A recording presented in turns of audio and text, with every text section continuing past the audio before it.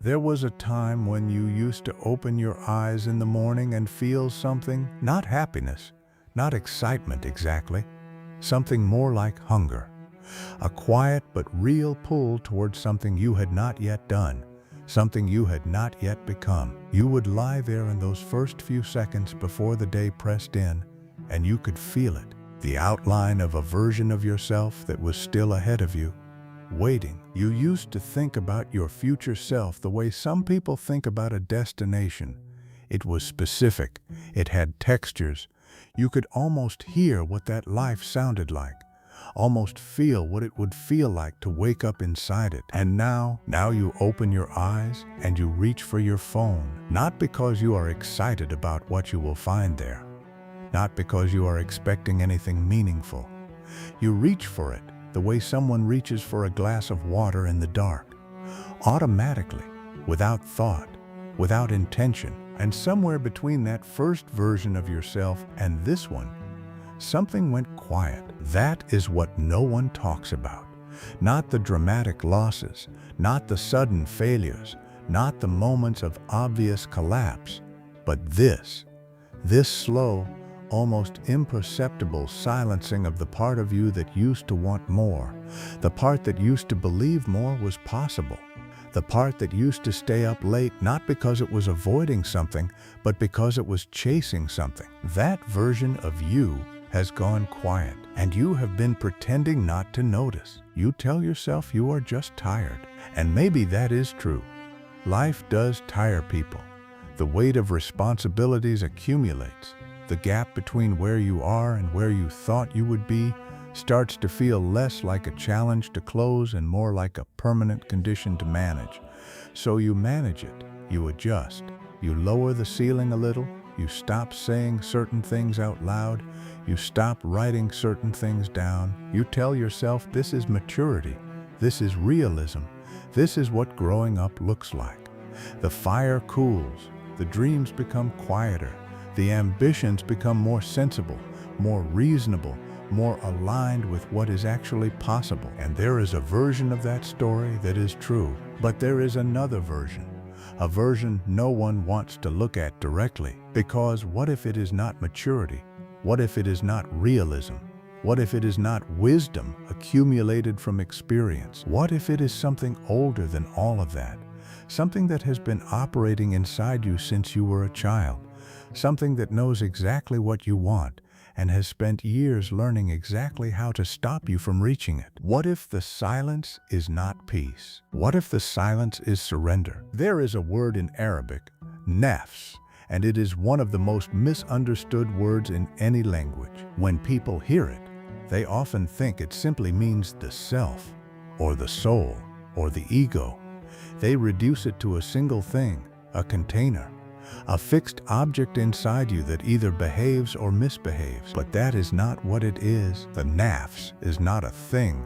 It is a system, a living, intelligent, adaptive system that exists inside you and has one fundamental operating principle: comfort, the preservation of the familiar, the avoidance of the pain of growth, the maintenance of the current state. Whatever that state is, because the current state is known, and what is known feels safe, even when it is slowly destroying you. The Nafs is not evil, let that be clear.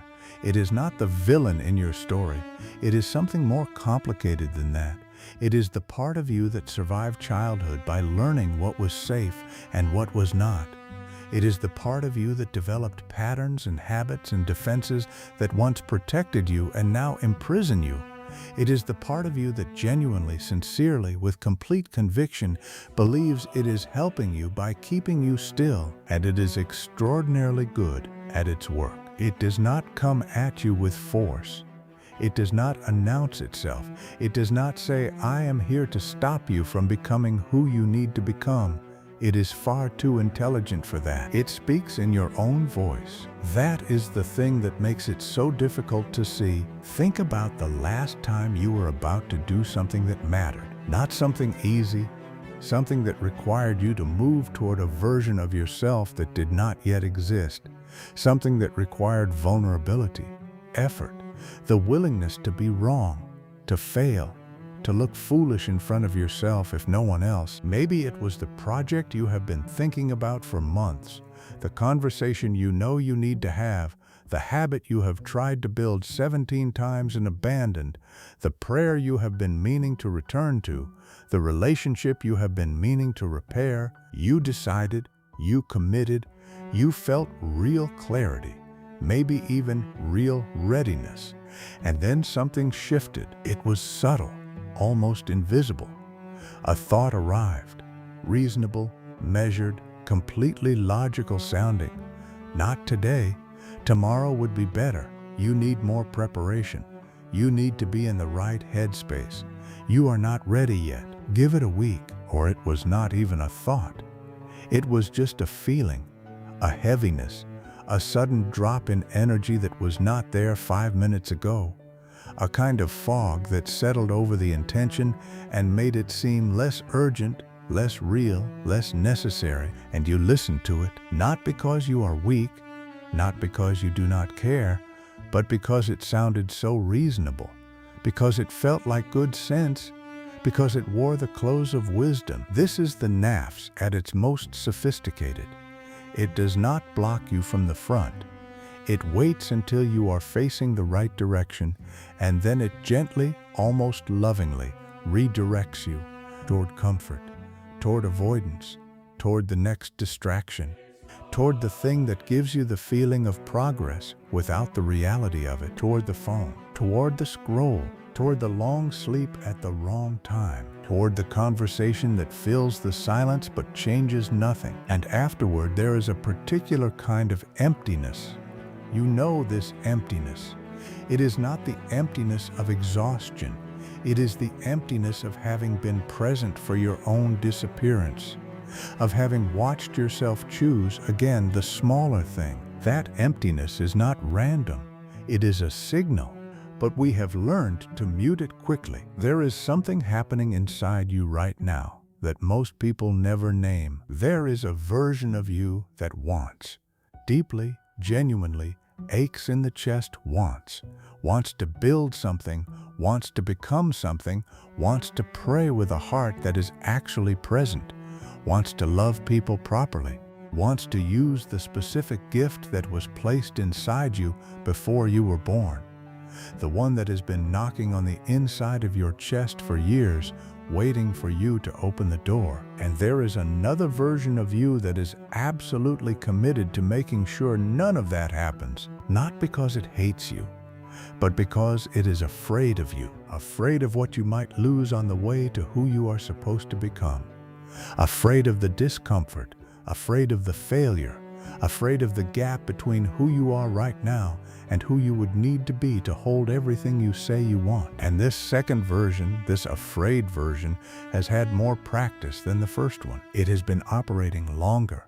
It knows all your weaknesses. It knows exactly when to whisper, exactly what to say, exactly which argument you cannot resist.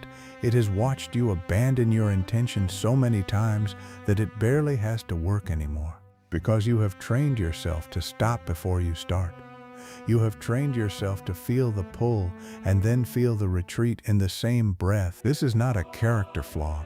This is a system that was built by your own history, your own experiences, your own interpretations of what happened to you when you tried and it did not work, your own slow accumulation of evidence that maybe this version of you, the smaller one, the still one, the quiet one, maybe this is just who you are. But it is not who you are. It is what happened to you. There is a difference, and that difference is everything. The Qalb, the heart. In Islamic understanding, this is not just the seat of emotion. It is the seat of perception, the part of you that was designed to see what the Nafs cannot see, to feel the pull toward what is true, toward what is real, toward what is good, not because it is comfortable, but because something deep inside it recognizes its own nature. The heart, in this understanding, is not static. It moves, it turns. The word itself in Arabic is related to the word for turning, for flipping, for constant movement. And this is not incidental. The heart is meant to be in motion, oriented, calibrated. pointed toward something that gives it life, but a heart that has been covered, layer after layer, by the decisions of the Nafs, by the slow accumulation of avoidance and compromise and chosen comfort. That heart does not stop feeling. It does not go numb. That would almost be easier. What happens instead is that it becomes divided. It wants two things at once. It pulls in two directions simultaneously. And the pain of that division is one of the most common pains human beings experience, and one of the least talked about, because it does not look like pain. It looks like confusion. It looks like procrastination. It looks like the inability to decide, to commit, to follow through. But underneath all of that is a heart that is being torn between what it was made for and what the Nafs has made familiar. And the Nafs is patient. It will wait. It will outlast your enthusiasm. It will outlast your inspiration. It will wait for the moment when the vision fades a little, when the energy drops a little, when you are tired enough to make the small compromise that opens the door to the next one. And then it moves quietly, without drama, the way water moves through a crack in stone, slowly, persistently, until the stone gives way. You have broken a promise to yourself recently, not a dramatic one necessarily, not the kind that announces itself as a breaking. More likely it was a small one, the kind that you barely registered when you made it and barely registered when you broke it. But somewhere in the space between those two moments, something happened to your relationship with yourself, because every time you make a promise to yourself and do not keep it, something shifts, not dramatically, not in a way that anyone else would notice, but in a way that you notice, in the part of you that keeps the record, in the part of you that is watching everything you do and drawing conclusions about who you are and what you are capable of. And the conclusion that gets written in that record, slowly, over years of small broken promises, is this: you cannot be trusted with your own intentions. That is the conclusion. And once it is written deeply enough, it changes everything. Because now, when you sit down to make a new commitment, there is something in you that does not quite believe it. There is a voice, and it is yours, that says, we have been here before, and we know how this ends. And so even your genuine intentions carry within them a seed of doubt that you planted through repetition. This is why motivation does not work. This is why the inspiring video fades. This is why the conversation that moved you to tears at midnight does not change what you do in the morning. Because the problem is not information. It is not inspiration. It is not the absence of a good reason to change. The problem is that you have broken faith with yourself so many times that you no longer fully show up to your own commitments. And the Nafs knows this. The Nafs has been building this for years. Every small avoidance was a deposit. Every chosen comfort was a deposit. Every time you told yourself just this once was a deposit. And now you have an account full of evidence that you are the kind of person who stops, who retreats, who promises and then disappears from your own promises. And you carry that account with you everywhere, into every new intention, into every new beginning. That subtle, silent, corrosive doubt. This is not who you are, but it is what you have taught yourself to be. And now you need to unteach it, not with a grand gesture, not with another promise you will make in a moment of clarity and abandon when the moment passes, but with something much smaller, much quieter, much harder, with the next right action. Just the next one, not the whole path, not the transformation, not the version of yourself that exists at the end of the journey, just the next single step, taken not because you feel ready, not because you feel inspired, but because you made a decision, and this time you are going to do the thing the Nafs does not want you to do. You are going to do it when it is uncomfortable, because that is the only way to rewrite the record. There is a pattern that almost everyone lives inside without knowing it. It goes like this. You feel the desire for something better. The desire is real. It produces genuine movement. You make a plan, you take some steps, you feel for a brief and precious window of time, like you are finally becoming who you were meant to be, like the version of you that wanted more is finally in control. And then something happens, not always a failure, not always a setback. Sometimes it is success that does it. Sometimes you reach the small version of what you were reaching for and you feel the satisfaction, but beneath the satisfaction there is something else, a kind of anticlimax, a faint hollowness where the fullness was supposed to be, and the Nafs, which has been waiting patiently this whole time, steps forward and says, "See, this is what getting what you want actually feels like. Was it worth it?" And suddenly the motivation is gone. The fire that was burning drops to an ember. You still care in the abstract. You still believe in the destination in the abstract. But the felt urgency is gone. The aliveness that was propelling you has been replaced by a kind of gray neutrality, and you do not know what happened. What happened is this. The Nafs allowed you to move because it calculated that the movement would end, because it knew that the reward would not fill the space that the desire had created, because it understood, with a precision that should frighten you, that the moment you reached the small goal, you would feel the gap between that small goal and the real hunger, and that gap would paralyze you better than any direct resistance ever could. This is why you have achieved things and felt empty afterward. This is why reaching certain milestones did not change you the way you thought they would.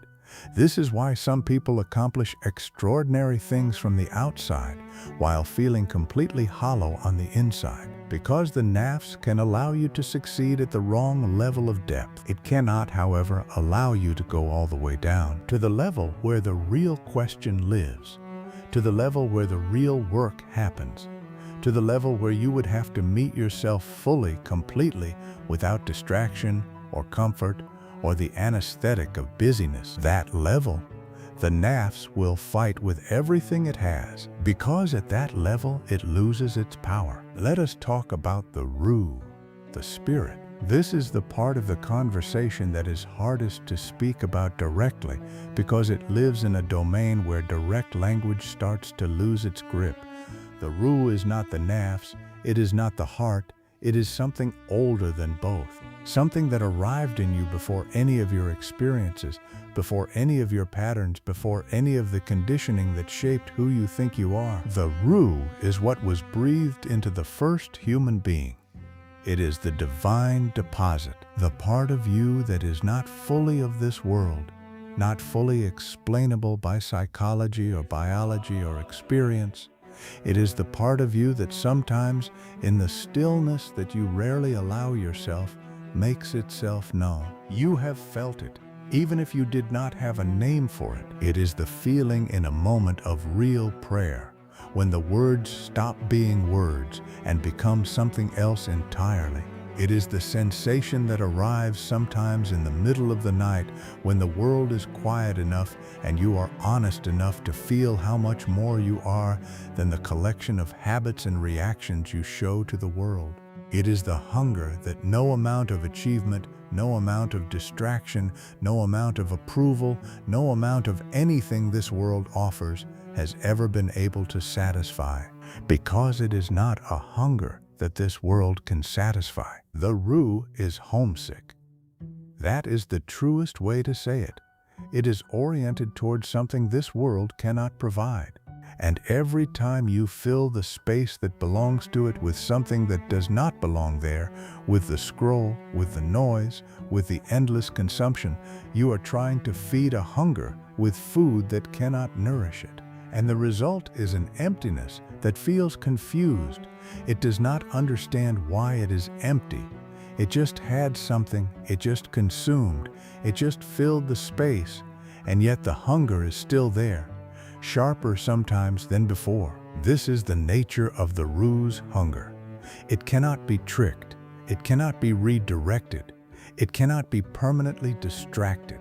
It can be silenced temporarily by noise and motion and distraction and the frantic filling of every quiet moment, but it cannot be replaced. And the Nafs has learned to use this against you. It has learned to offer you substitutes at the exact moment the Ruh's hunger becomes acute, the phone at the moment of stillness, the episode at the moment of reflection, the unnecessary conversation at the moment when you are about to go somewhere real inside yourself. The Nafs has learned to be fastest precisely when the Ruh is closest to the surface, and you, without knowing it, have rewarded this behavior by complying, by taking the substitute, by filling the space, until the Ruh goes back down, until the hunger becomes background noise again, until the version of you that wanted more goes a little quieter. Here is the thing about patterns. They do not feel like patterns when you are inside them. They feel like life. They feel like just the way things are, the natural texture of your days, the understandable result of your circumstances. You do not think, I am repeating the same week I repeated last week and the week before that. You think, this is just how busy I am. This is just how tired I feel.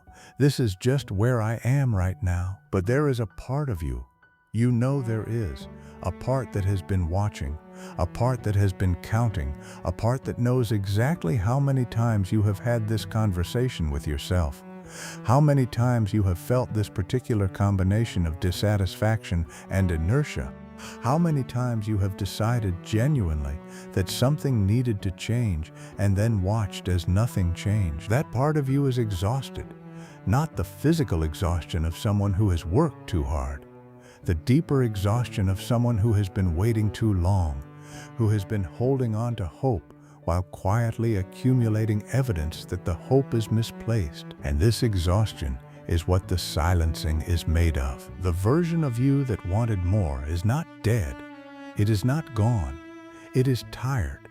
It is tired of being promised and let down, tired of being mobilized and then abandoned, tired of being the source of all that energy and intention, only to watch that energy and intention evaporate in the face of the first real resistance. It has learned, this part of you, the way a child learns after too many disappointments, to stop asking, to stop reaching, to make itself smaller, to need less, to want less, to go quiet, not because the wanting is gone, but because the wanting has become too painful to maintain in the face of consistent refusal. You have been refusing yourself for longer than you know. There is a concept that Al-Ghazali, that towering mind of Islamic thought, returned to again and again across his writings, the idea that the internal world has a structure, that the relationship between the Nafs, the Qalb, and the Ruh is not random, it is ordered. And when that order is respected, something in the human being begins to function as it was designed to function. But when the order is inverted, when the Nafs leads, when the Nafs is in the driver's seat of a life that was designed to be driven by something higher, what happens then? What happens then is a life that is technically functioning but spiritually incoherent, a life that looks like a life from the outside, that contains all the components of a life, work and relationships and ambition and activity, but that has at its center a hollowness, a gap between the surface of the thing and the interior of the thing, between what is visible and what is actually happening. You know this gap. You have been living in it. The gap between the version of you that interacts with the world, that handles things, that appears competent and present and engaged, and the interior version, the one that sometimes in the privacy of your own mind asks the question you have been trying not to ask too clearly. Is this it? Not in a dramatic way, not in a way that signals crisis, just a quiet, recurring, almost embarrassed question. Is this what my life is? Is this the shape it is settled into? Is the distance between who I am and who I was supposed to be now a permanent feature of my existence? Something to manage rather than close? And the Nafs, when that question arises, has a reliable strategy: distraction. Not the obvious kind, not the kind you would be ashamed to admit, the subtle kind, The productive seeming kind, the staying busy in ways that feel like forward motion but are actually horizontal movement.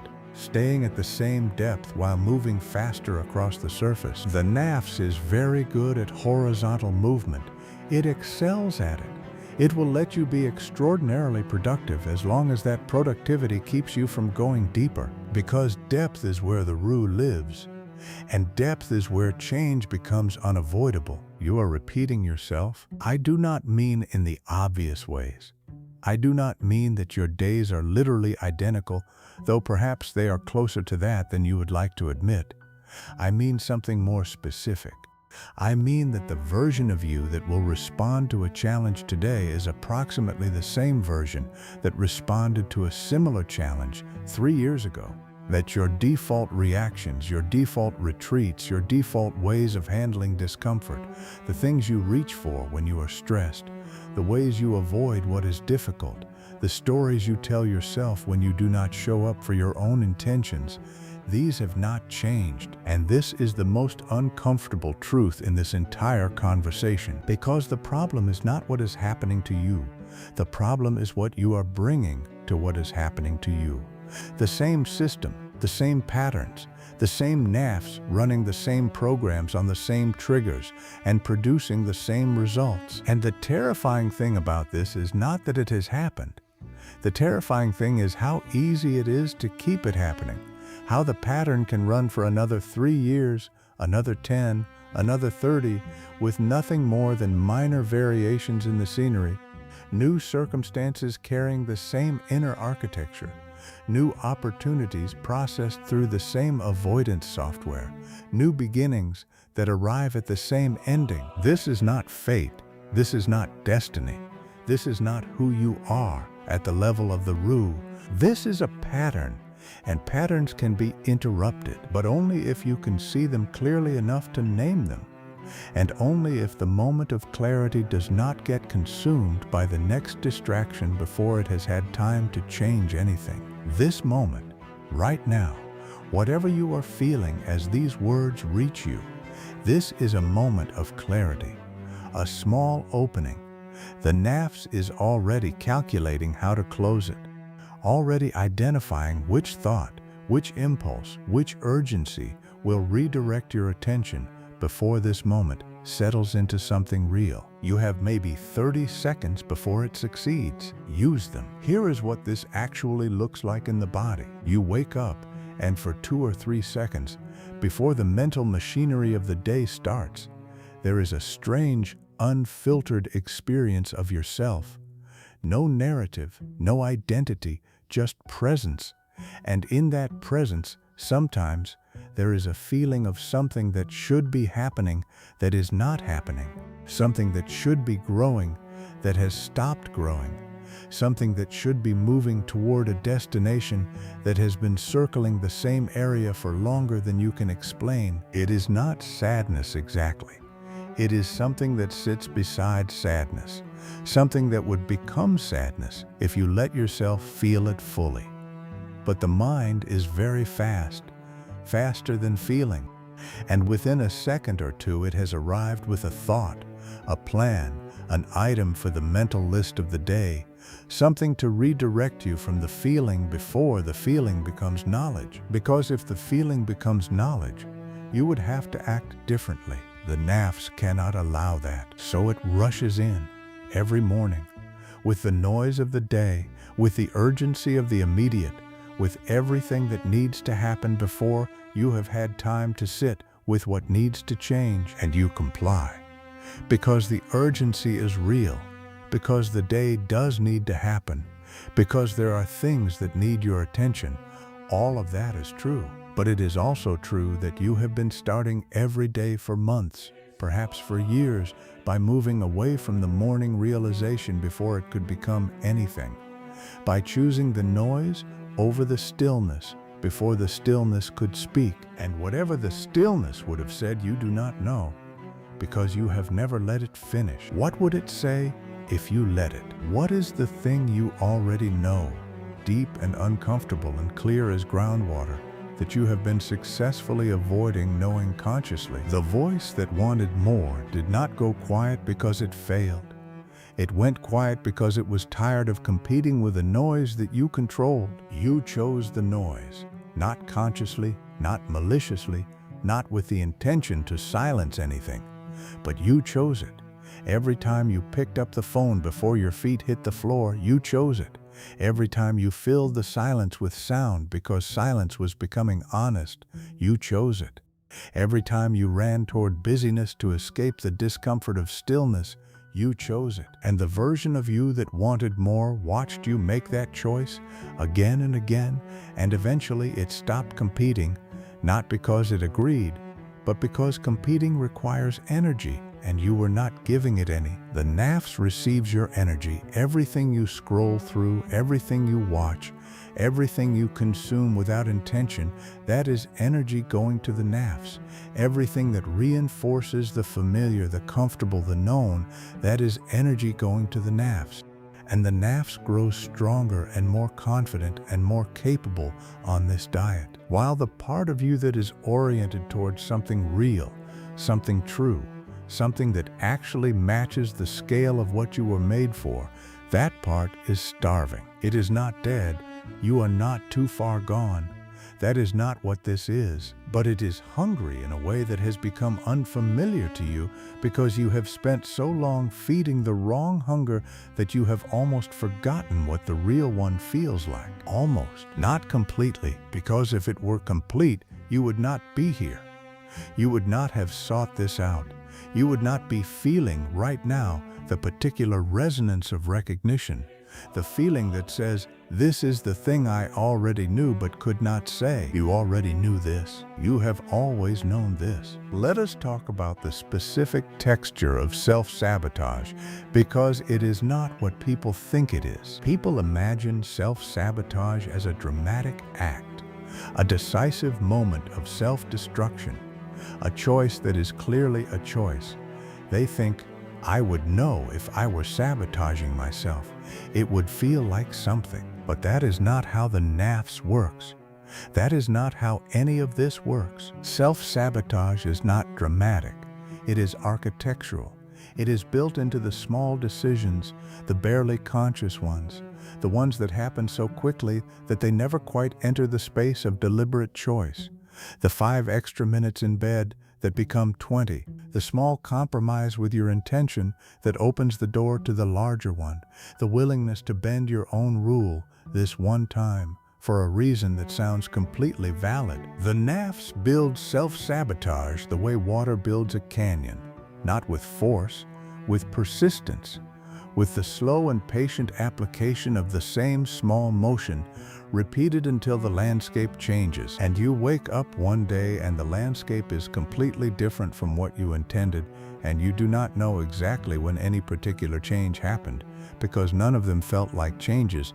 They each felt like a single small exception to an otherwise intact intention. But exceptions are how patterns change. That is the mechanism. You do not rewrite a pattern all at once. You rewrite it exception by exception. And the Nafs knows this. It does not ask you to abandon your intention entirely. It asks you to make one exception, just this once, under these specific circumstances, given how tired you are, given how much you have already done, given how unfair it would be to hold yourself to the full standard right now. And you are reasonable. You are flexible. You understand nuance. So you make the exception. And the exception becomes the new normal before you notice the transition. This is not weakness. This is a system operating exactly as it was designed to operate. The problem is not your character. The problem is that you have been running a very sophisticated program without knowing you were running it. And the first step to changing a program is seeing it clearly enough to name it. There is a moment that happens in the life of almost every person who is trying to change something real about themselves. It is not the beginning. The beginning is usually energetic, optimistic, full of genuine intention. The moment I am describing comes later, after the initial energy has faded, after the first real test, After the first time you felt the old pull and had to decide in real time, without the support of inspiration or the clarity of a fresh start, whether you were actually going to do this differently, and you had to make that decision in the dark, without certainty, without guarantees, without any promise that if you pushed through the discomfort, something real would be waiting on the other side. You had to make the decision in the full presence of all your doubt, all your accumulated evidence that you do not follow through, all your Nafs saying, "We have been here before, we know how this goes. Let me show you the comfortable way out." And the question of who you are really is answered in that moment, not in the beginning, not in the public declaration, not in the inspired planning. In that moment in the dark when no one is watching and the discomfort is real and the exit is easy and available, who you are is what you do in that moment. And the beautiful, terrible truth is that you have had that moment many times. And some of those times you chose the exit, maybe most of those times. And the record exists inside you of every single one of those choices. But also in the record, if you look carefully, are the times you did not take the exit. The times, however few, when you held, when you continued, when you were uncomfortable and did not escape the discomfort, and something on the other side of it turned out to be real. Those moments also exist in you. And the question is not whether you are capable. You have already proven you are capable.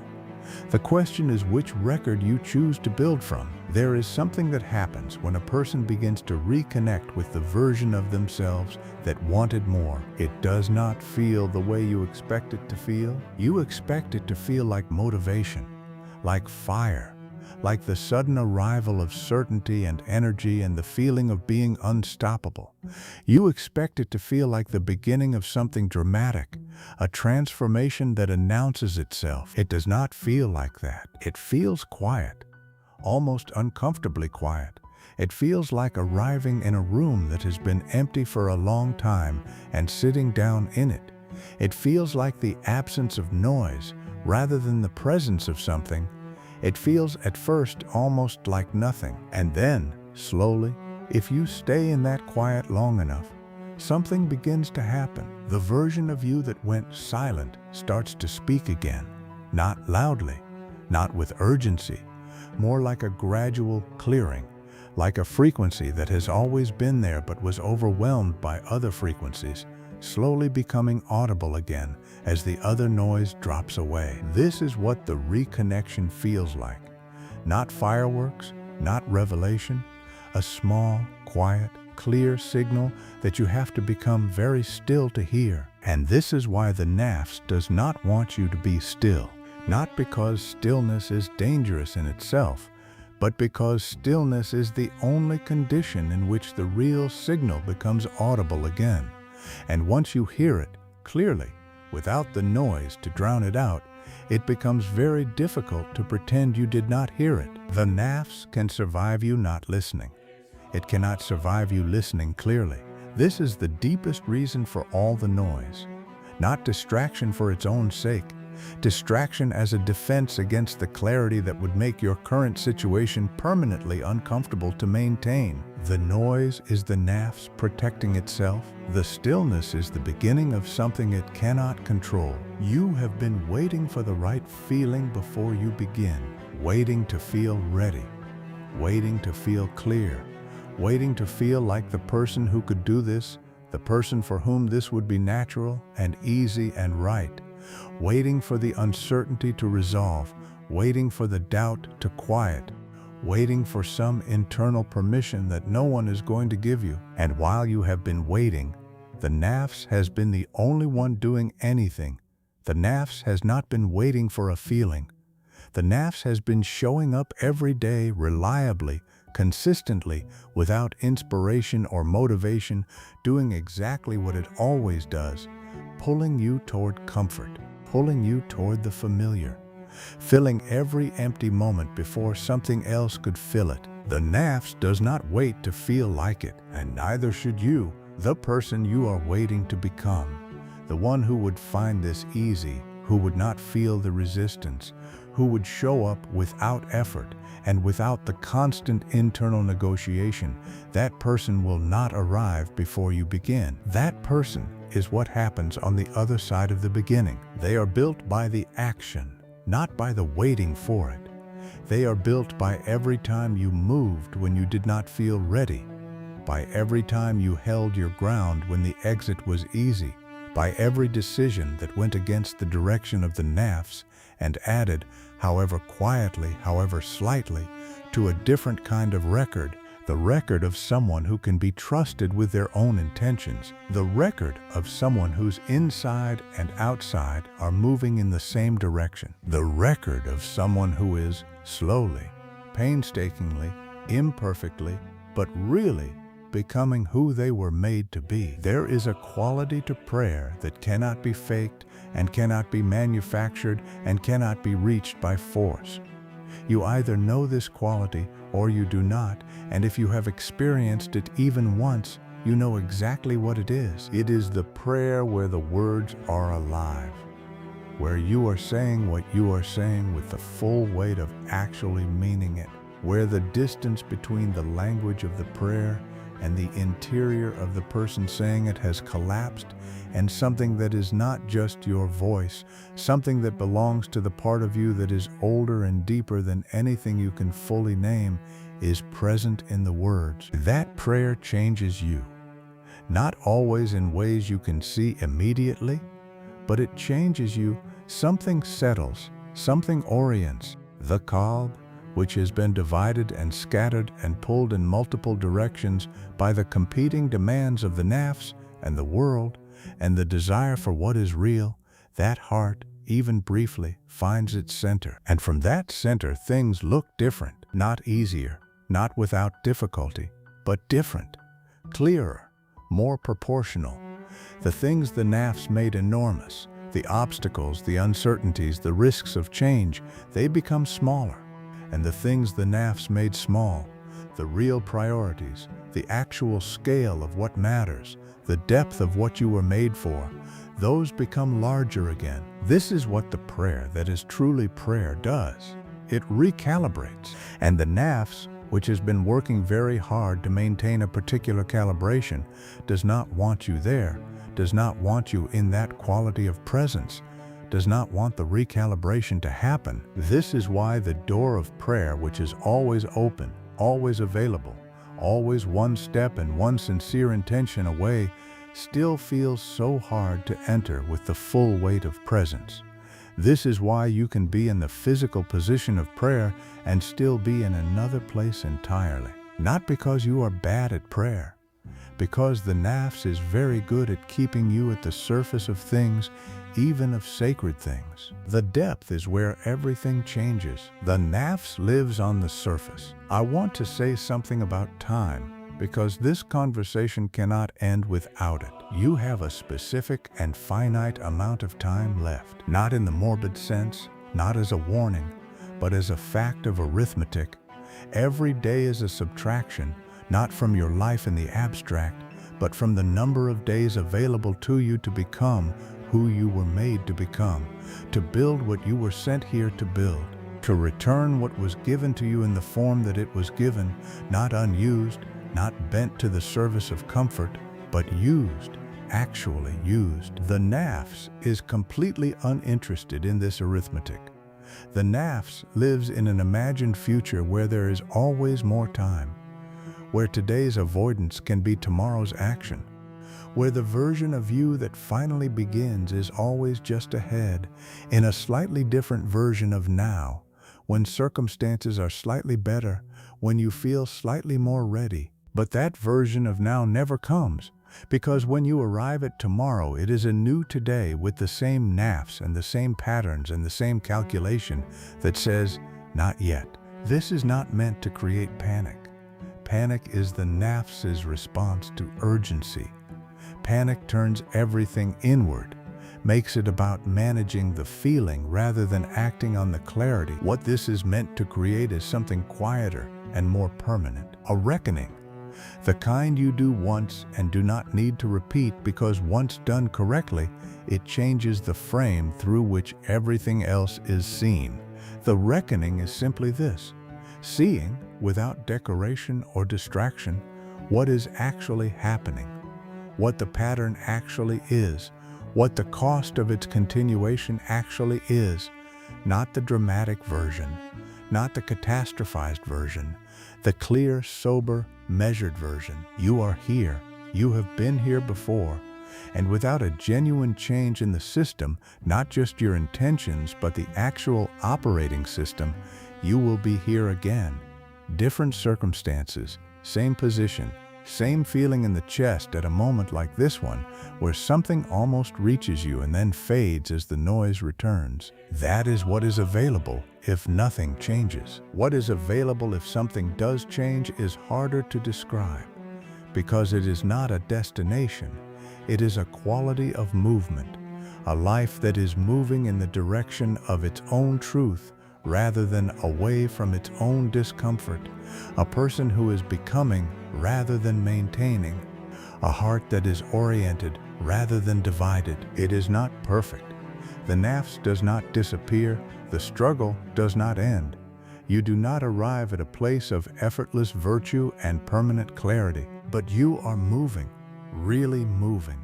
And that movement, however slow, however imperfect, is the most alive a human being can be. The version of you that wanted more is not gone. It is still there, right now, under everything.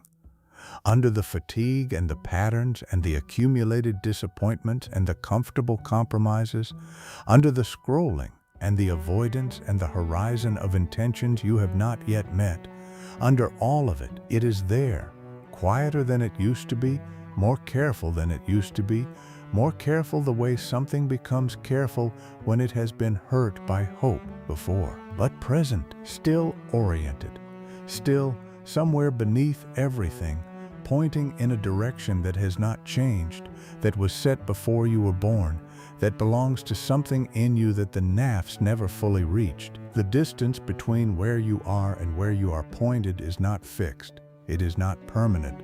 It is not a sentence. It is the space that is crossed by the next decision, the one you make not when you are inspired, not when you feel ready, not when the nafs has run out of arguments, the one you make right now, in the specific, concrete, undecorated reality of this moment, with the discomfort present, with the doubt present, with the full knowledge that you have been here before and left without changing anything, but also with the knowledge of what it cost to leave again. You already know what needs to happen. You have always known. The only question was whether you were finally ready to stop pretending that you did not.